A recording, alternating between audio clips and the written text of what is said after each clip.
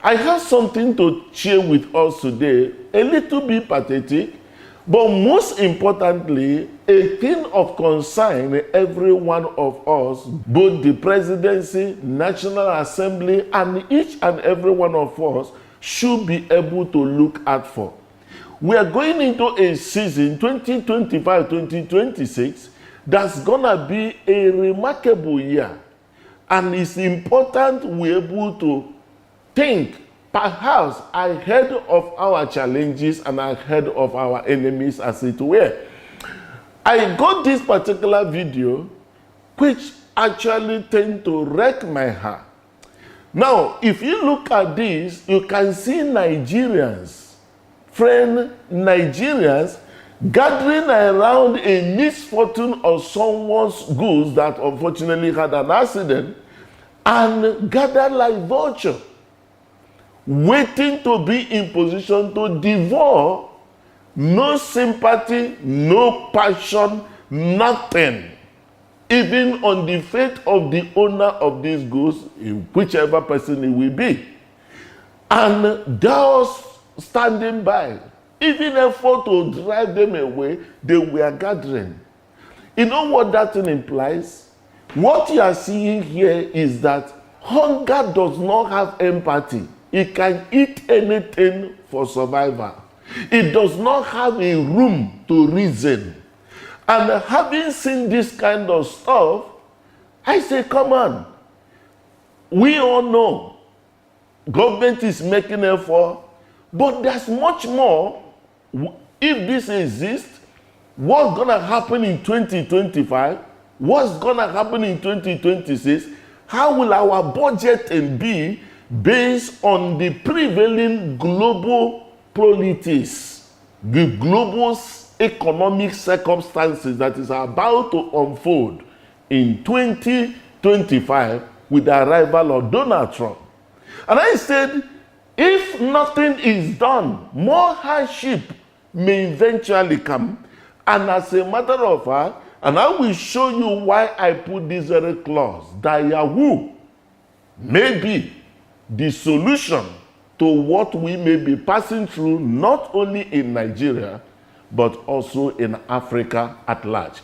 I want to encourage you, call your friends, invite everyone you know, even those of them in presidency, National Assembly, of course, would have power to look into our reasoning today and be able to say, we have to prepare, we have to make hay while the sun shines. Please do that. I'll be right back. You and Your Health with Dr. Richard Okoye. Welcome back. You are still on You and Your Health. I'm your friend, Dr. Richard Okoye, and today we are looking into a subject of Nigerian economy. And he said there may be a danger that is before us we have to prepare for. And that's why I said, if what you have, you can see something that can better the country.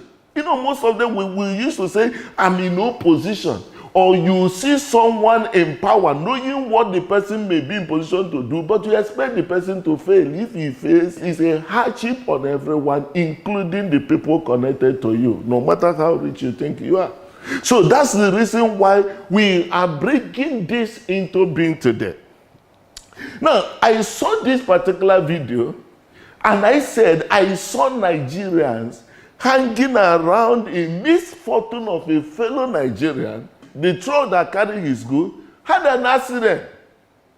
And unfortunately, Nigerians gather around, you know the way if a dead body is here, vultures from nowhere, we gather together and waiting for when they will have opportunity. And even the mobile man making effort, please allow these people for where the next one everybody zoom into it. They went further to show that there's terrible hardship in the country and some people were picking in the ground. That we will not be able to use it to define a lot of things, but there's much more to this.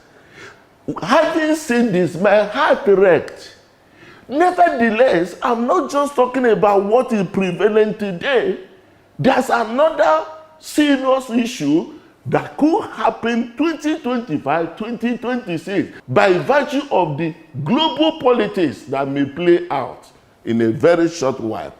We all understand that the present administration of President Ahmed Bola Tinubu inherited over 77 trillion naira in debt.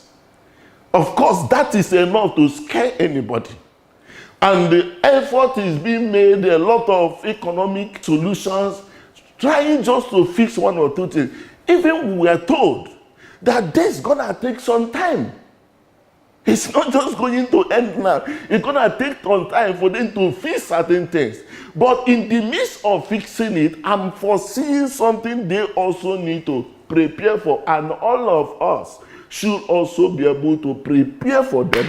And I said, there's a clause here, Yahoo. Pause on what you're going to do, because I'm going to share something that will help all of us be able to see a way out of the situation in this country.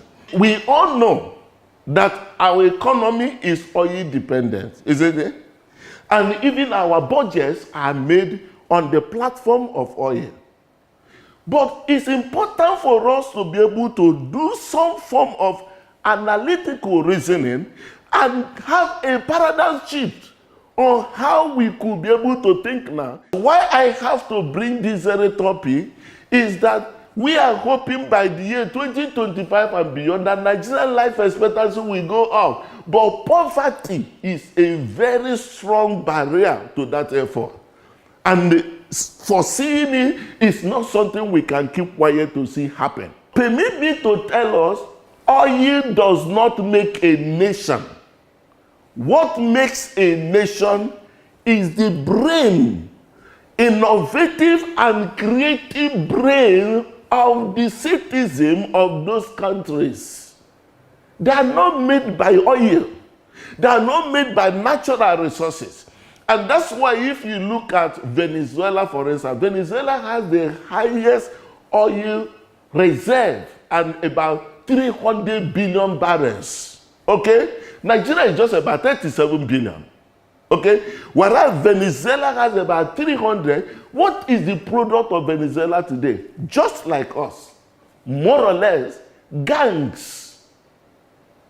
If you have natural resources and you don't have the brain, the best that can be given to you is AK-47. What is it going to be used? To use it to kill yourself, to use it to kill your people and be compensated for that very unfortunate effort.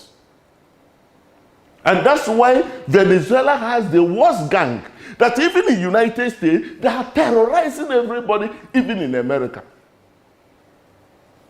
So, the issue that has to do with oil dependency, there is a danger ahead, and I want to share with us. Now, if you look at this, let me show you something. These are 8 companies currently that are valued all over the world up to $1 trillion value, okay? But if you check out all of them, only one out of them, which is Saudi Aramco, that is oil dependent. Even that they have also diversified. The rest are all tech companies.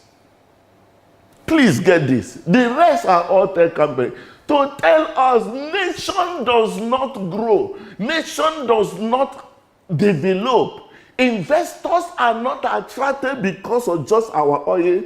Our youth with the brain should be given that very consideration. Please, I want you to stay tuned. When I come back, I will show us what we should all be worried about when it has to do with what we may even use to do our 2026 budget or supplementary budget we will anyhow want to get in 2025, and as well how hardship may multiply if we don't be in position to harness this very word here, Yahoo. Stay tuned, I will be right back. You and Your Health with Dr. Richard Okoye.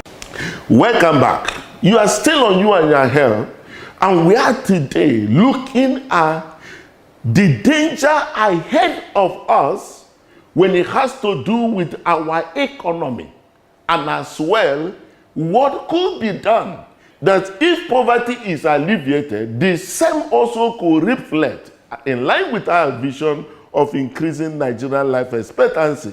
Now, looking at this very factor, and I pointed out here that our country has unfortunately dependent on oil, and I'm foreseeing something that could be very detrimental coming this forthcoming year and beyond.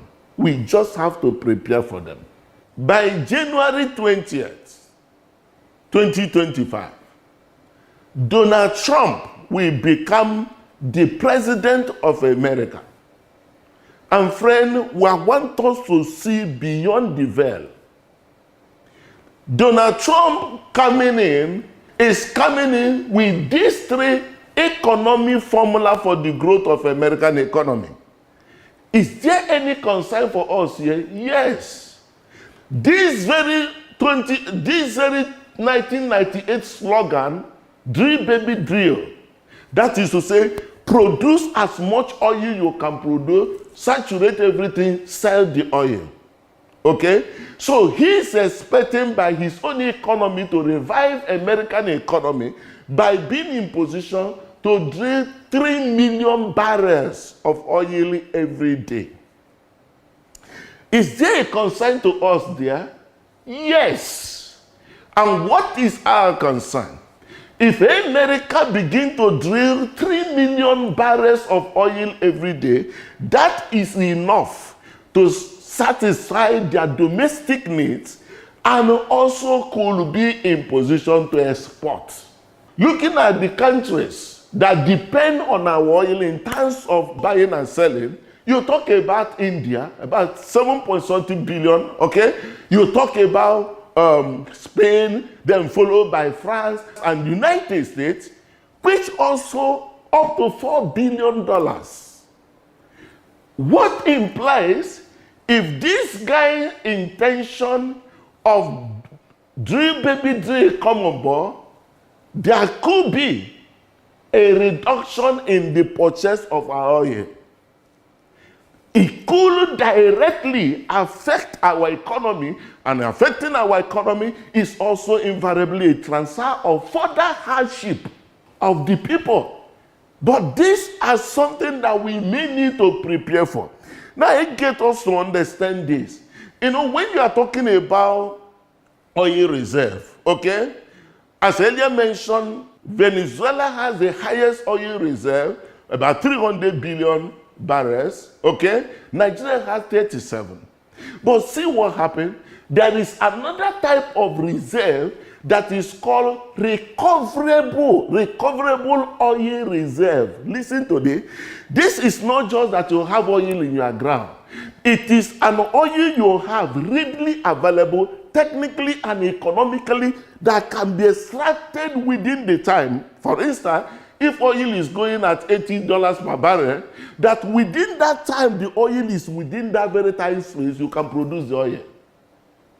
You get that? So it's different from having a deposit.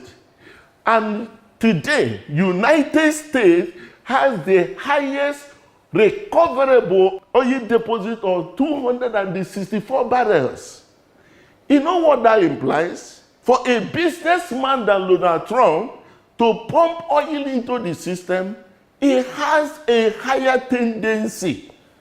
Should we now be mentally dependent on oil, or is there anything we have to smartly and very fast get done to save our economy and save also the people from the untold hardship that may happen?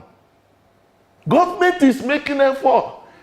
As earlier mentioned, 77 trillion naira in debt inherited. It's not a joke. I don't care the political divide analysis, but it's a reality. On that very note, if you look at Donald Trump, of course, he has started demonstrating even before coming into power. He has a more diplomatic negotiation power. India buy from us. He has just challenged the BRICS group, and India came out and said, no, we are not against the de-dollarization of the global economy. That is to say, he can be in position to say, If I'm selling my oil, if you don't buy oil from me, I will give you a tariff for anything you bring into the United States. He may be in position to subdue. Russia may pump more. Saudi Arabia, they have more. They can be in position to pour. He may deal with us badly.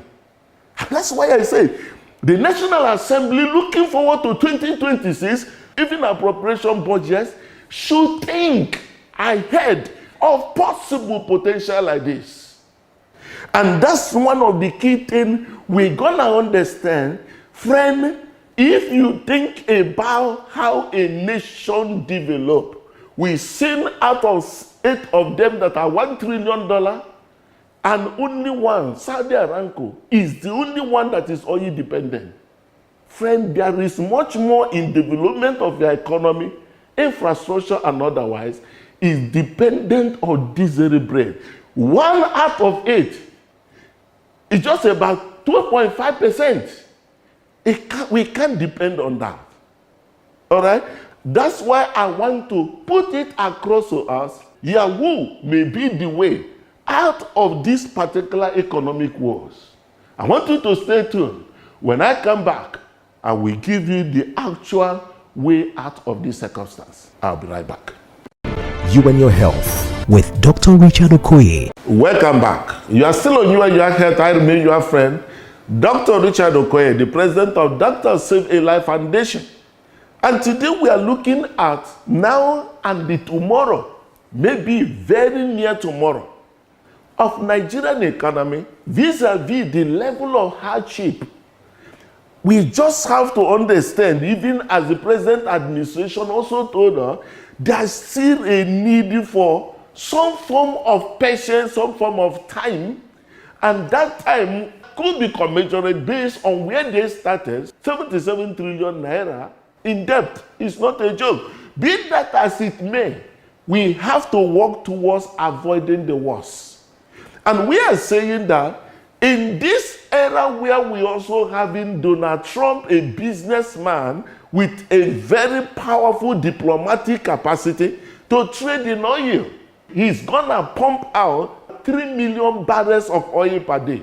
Our own, with our maximum expectation, is 2 million per day. And as a matter of fact, looking at our 2025 budget of 47 trillion, about $28 billion.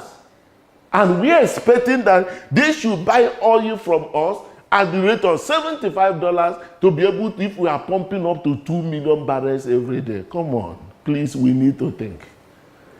What actually makes a nation? What makes a nation, as earlier mentioned, is not natural resources. Natural resources without human brain, we end in economic slavery. There's no two ways about that. Every nation that develops have their access in human capacity building. And today, if you look at the word Yahoo, every one of us, what comes to your mind right now is a criminal. Friend, is not. That Yahoo is actually pushing up an hierarchy of data arrangements, which came on board in 1995, and every one of us became Yahoo.com. But you know what happened? As Nigerian thing is, instead of seeing the positive side of the matter, we are seeing only now anybody that you see on laptop, you call in Yahoo. You know what happened? The future of this country is resident in the brain of those boys. Perhaps we have some of them in the prison today. Because we don't have the understanding. Look at these seven companies. All these guys were from the age of 12. They developed an application. Government gave some of them $1 million. Bill Gates, Mark Zuckerberg, all of them benefited from that bank. I was talking with an MD of a renowned bank in Nigeria. And I said, why is it that you people don't give attention to these boys with smart insight on software? He said, no, we don't support any of such one. These are the guys. Look at the Benga of Flutterwheel, over $3 billion valued company. Look at Chola of Pesak. Look at Tunde for Jumia. These guys, by reason of what they're developing, is what is pushing our economy in that very sense. But do you know what happened? These young guys will have this smart brain, nobody to give them attention, and they are now, even in Nigeria, working for foreign companies. Those foreign companies will be using their brain, developing their own economy, and the guys are here. And when also met with a laptop, we all assume they're criminals. The truth of the matter is that even that very person you call criminal, listen to this. If you are developing a code, for you to develop a virus in your code, you also must have known the real thing that brought about that called virus, because you have now the antivirus of that. So even those guys that you have arrested, they are potential value to our security operatives. But those guys, with what they know that can help you with that struggle, get so many things checkmated. Not just only waiting when it happens, checkmated. But those guys are there. I'm encouraging us to please understand we have a challenge ahead. And this very challenge, all these guys with these very companies, if not for reason of external investors coming into their businesses, they all would have been in our prisons. But today, you are transacting, it's a PayStar, Flutterways, you Jumia, I'm ordering. These guys are not, and they're not depending on oil. They are depending on what comes out here, developing the economy. And that's one of the things I want to encourage our National Assembly, encourage the presidency. Why putting all the effort you are putting fine? Also check out what is resident in the youth. You made a youth minister of communication. I think more attention should be given to that ministry. And that's why, please, I'm passionately releasing this to all for us to do some sense of analytical reasoning over our oil dependency vis-a-vis the big man that is coming into that very game, and our preparedness to meet him vis-a-vis his diplomatic power. Vis-a-vis the diplomatic power of America. I have this passion to discuss this because poverty is an obvious hindrance to our anticipation and vision that by the year 2025 beyond, Nigerian life expectancy should go up. We are still optimistic it will happen. If what I've discussed here right now, that the development of a nation is resident in a human brain that is not transferable, very serious attention should be given to our healthcare sector. Very primary. Because it's only a healthy man that can use this brain to solve the problem of the nation. Let us invest in healthcare. I challenge our business and corporates. Let us invest into healthcare. We've been able to build the technology that can solve the problem of primary healthcare and even an advanced healthcare, all available. It is expedient, we understand. If we lose money, you lose something. But if you lose your health, you lose everything. Please share this knowledge. This is not a prophecy of doom, but a call for preparedness to make haste while the sun shines. It's time to consider our smart thinkers.